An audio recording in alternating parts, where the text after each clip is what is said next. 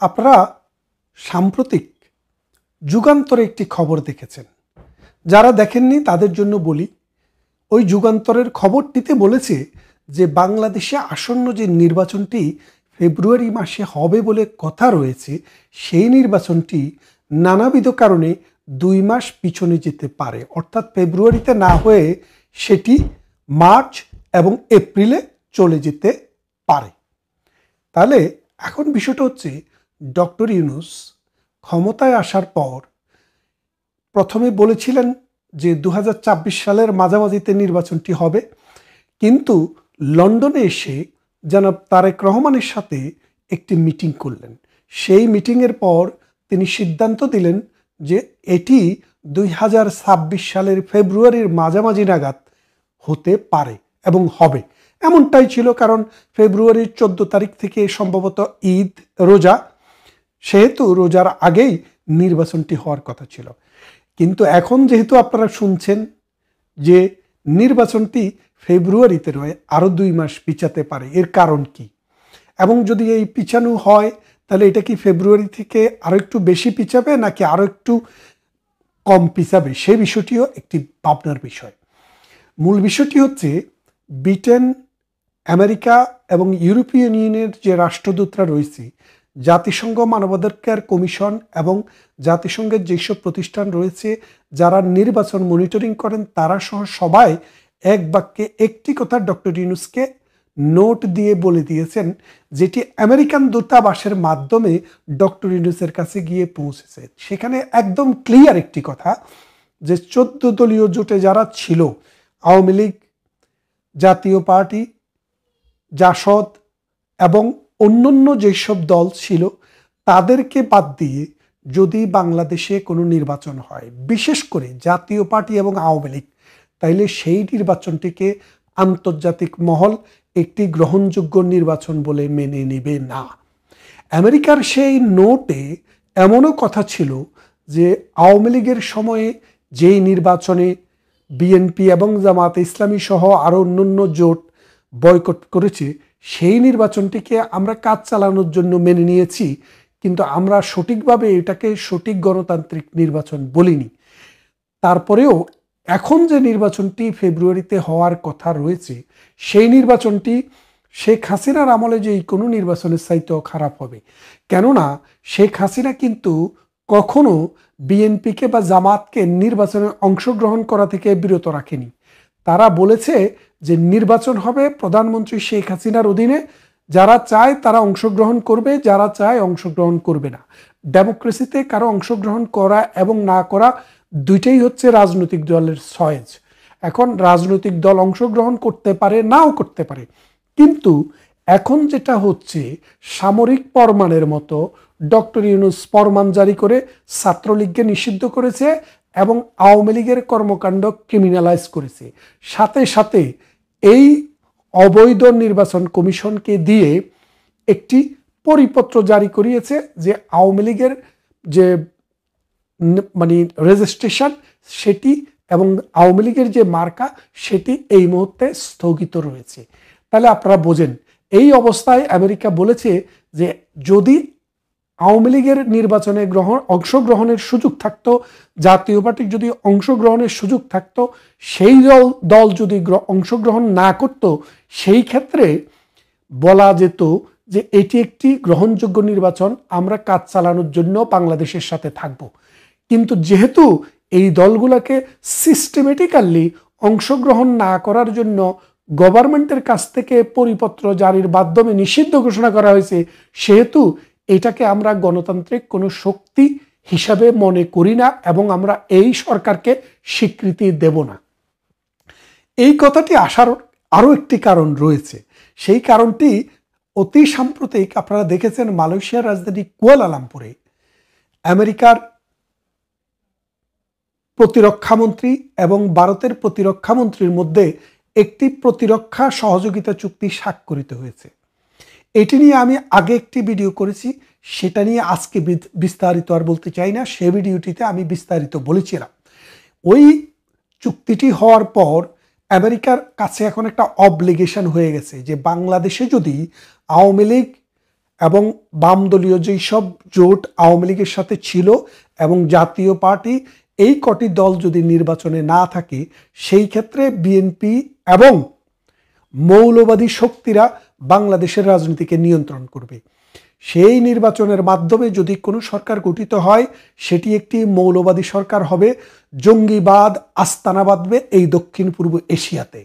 এর ফলে ভারত সহ অনেক দেশের স্থিতিশীলতা বিনষ্ট করার চেষ্টা করা হবে এখান থেকে, যেমনটা আফগানিস্তানে তালেবান দিয়ে করেছে, যেমনটা পাকিস্তান তেহরিকে তালেবান, তারপরে জৈশি মোহাম্মদ, লস্করে তৈয়বা, এই রকম জঙ্গি সংগঠনগুলা এই ভারতীয় সীমান্ত, কাশ্মীর এবং পাকিস্তানকে যেভাবে একটি একদম অকার্যকর রাষ্ট্রে পরিণত করেছে, অর্থনৈতিকভাবে ভঙ্গুর করে দিয়েছে, সেই রকম একটি অবস্থা তৈরি হবে বাংলাদেশে। এবং আমেরিকা, ব্রিটেন, পশ্চিমা শক্তি, জাপান এই রকম কোনো নির্বাচনও দেখতে চায় না, এই রকম কোনো অবৈধ গোষ্ঠী, এরকম কোনো জঙ্গি গোষ্ঠী, সাম্প্রদায়িক গোষ্ঠীর উত্থানও দেখতে চায় না।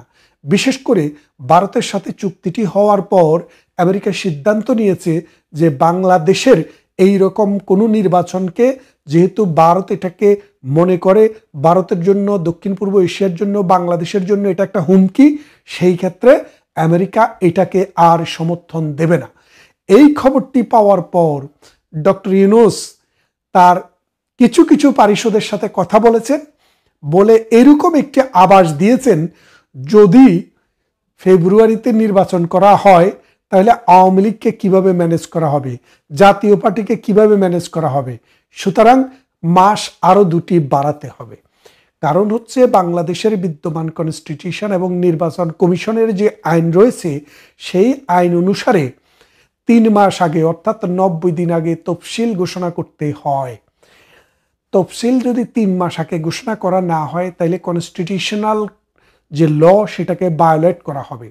যদি 12ই ফেব্রুয়ারি নির্বাচন করতে হয় অন্তত 12ই নভেম্বর, আজ থেকে 12 দিনের মধ্যে তফসিল ঘোষণা করতে হবে।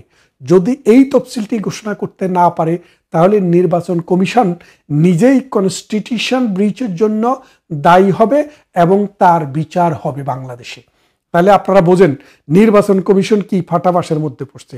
তাহলে নির্বাচন কমিশনের হাতে অপশন হলো যদি 12ই নভেম্বরের পরে কোনো তফসিল ঘোষণা করতে হয় তাহলে নির্বাচনের তারিখও পিছিয়ে যাবে, আর সেইভাবে তারা তাদের কনস্টিটিউশনাল যে রেসপন্সিবিলিটি সেটা পালন করার চেষ্টা করবে।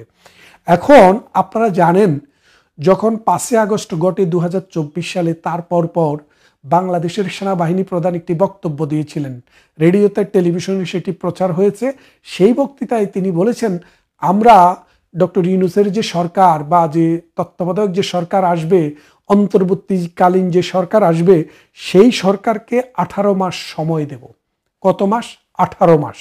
এই 18 মাস সময়ের মধ্যে জানুয়ারির 15 তারিখ পড়ে, তার মধ্যে যদি কোনো নির্বাচন না হয় তাহলে সেনাবাহিনীর মধ্যে যে রিপার্কেশনটা হচ্ছে আপনারা জানেন যে সেনাবাহিনীর বিরুদ্ধে যুদ্ধ অপরাধের বিচার শুরু করেছে।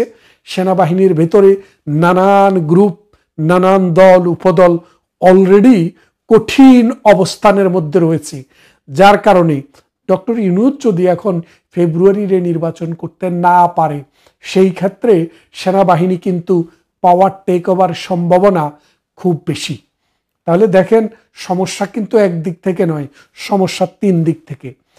প্রথম সমস্যাটি হলো ডক্টর ইউনূস ওয়াদা করেছে এই তারেক রহমানের সাথে যে তিনি ফেব্রুয়ারির প্রথমার্ধে অর্থাৎ 15 দিনের ভেতরে, তো 12 তারিখে যেহেতু রোজা সেহেতু 12 তারিখটা 15 তারিখে রোজা, সেহেতু 12 থেকে 13 তারিখ 14 তারিখের মধ্যেই নির্বাচন সমাপ্ত করতে হবে। তাই এই নির্বাচনটি করার জন্য তিনি ওয়াদাবদ্ধ। এখন অলরেডি আপনারা জানেন ডক্টর ইউনূসের সরকারকে এই তার যে পুত্র এনসিপি তারা বলেছে এটা মুনাফেক, মানে ডক্টর ইউনূসের সরকার এবং ডক্টর ইউনূসকে বলেছে তারা কথা দিয়ে কথা রাখে নাই, তারা মুনাফেক। এক।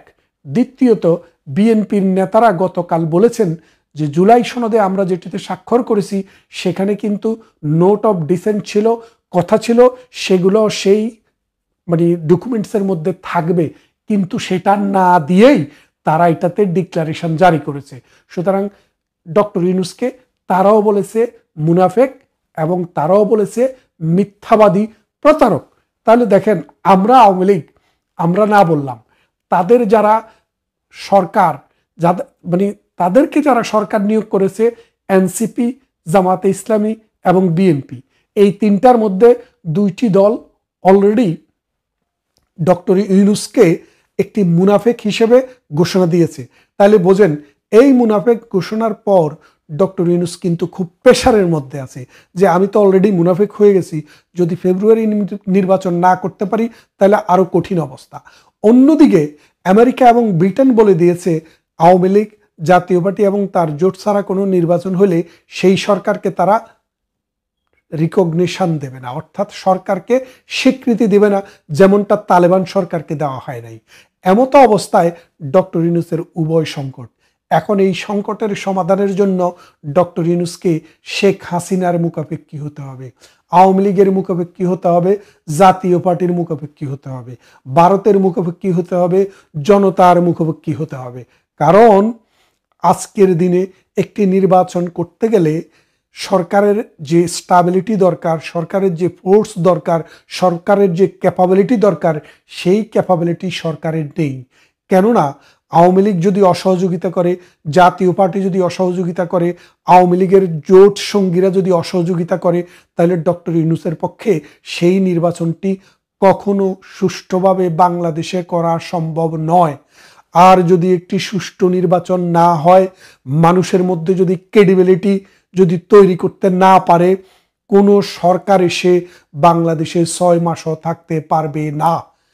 সাম্প্রতিক আপনারা দেখেছেন আসিফ মাহমুদ সজীব ভুঁইয়া 9,000 তরুণ ছাত্র যুবককে অস্ত্রের ট্রেনিং দেওয়ার জন্য সিদ্ধান্ত নিয়েছে এবং আহ্বান করেছে অ্যাপ্লিকেশন করার জন্য। গতকাল বিবিসিতে একটি প্রতিবেদন প্রকাশিত হয়েছে, আপনারা দেখেছেন, বিবিসি বাংলার নিউজে পোর্টালে গেলে এখনো পাবেন। সেখানে তারা যে নিউজটি করেছে সেখানে বলেছে বাংলাদেশ কার সাথে যুদ্ধের জন্য তৈরি হচ্ছে। আসিফ মাহমুদ সজীব ভুঁইয়া বলেছেন বাংলাদেশ স্ট্র্যাটেজিক্যালি এমন একটা জায়গায় অবস্থিত, আমাদের যুদ্ধের জন্য তৈরি থাকতে হবে। আমাদের সাথে যুদ্ধ করার মতো দুইটি দেশ রয়েছে, একটি মিয়ানমার আর একটি ইন্ডিয়া, ভারত। তাহলে আপনি দেখেন, এই যে মহাভারত, এই মহাভারতের বাংলাদেশের সাথে কেন যুদ্ধ করতে হবে? বাংলাদেশ এমন কি দেবে না ভারতকে? ভারত চাইলে, আমি জানি না বাংলাদেশের এমন কি রত্ন আছে, কিন্তু বাংলাদেশের যে টেরিটোরিয়াল ইন্টিগ্রিটি, ভারত যদি চায় 5 ঘন্টারও কম সময়ে সেটা কিন্তু ভারত দখল করতে পারে। অথচ ভারত কিন্তু কোনো কালেই সেটি চায়নি, এখনো চায় না। কেননা 1971 সালের মহান মুক্তিযুদ্ধের পর থেকে কত সুযোগে বাংলাদেশে এসছে, ভারত কিন্তু সেটা চায়নি।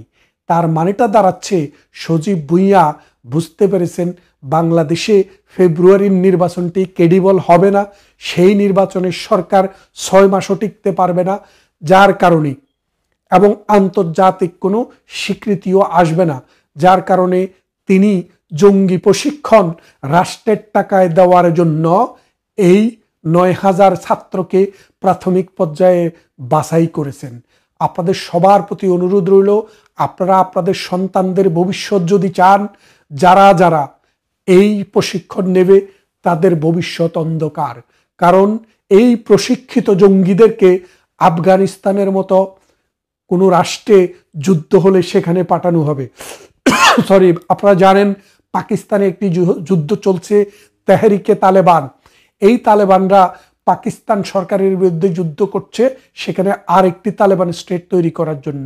আসুন আমরা আমাদের সন্তানদেরকে রক্ষা করি এই মৌলবাদী, এই জামাত শিবিরের এজেন্ট এবং এই জঙ্গিদের কথায় আমাদের ছেলেমেয়েদেরকে আমরা যুদ্ধে যাওয়ার ট্রেনিং দিতে দেব না।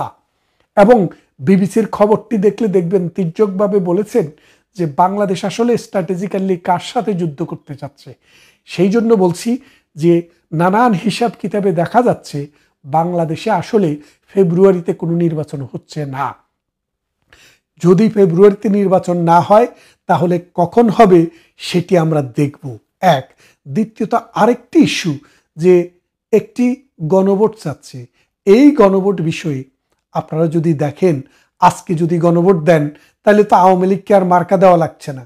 আওয়ামী লীগ এবং বিএনপির লোকেরা যদি গণভোটে না বলে তাহলে এই জামাত এবং এনসিপির কি হবে, ডক্টর ইউনূসের কি হবে, সেই কথাটি মাথায় রেখে আমরাও কিন্তু গণভোটের দিকে পদার্পণ করব। কারণ এই গণভোট মানেই হচ্ছে একটি না ভোট, আর এই না ভোটটি বিএনপি এবং আওয়ামী লীগের 70% লোক যদি দেয় তো জামাত আর এনসিপি বানের জলে ভেসে যাবে।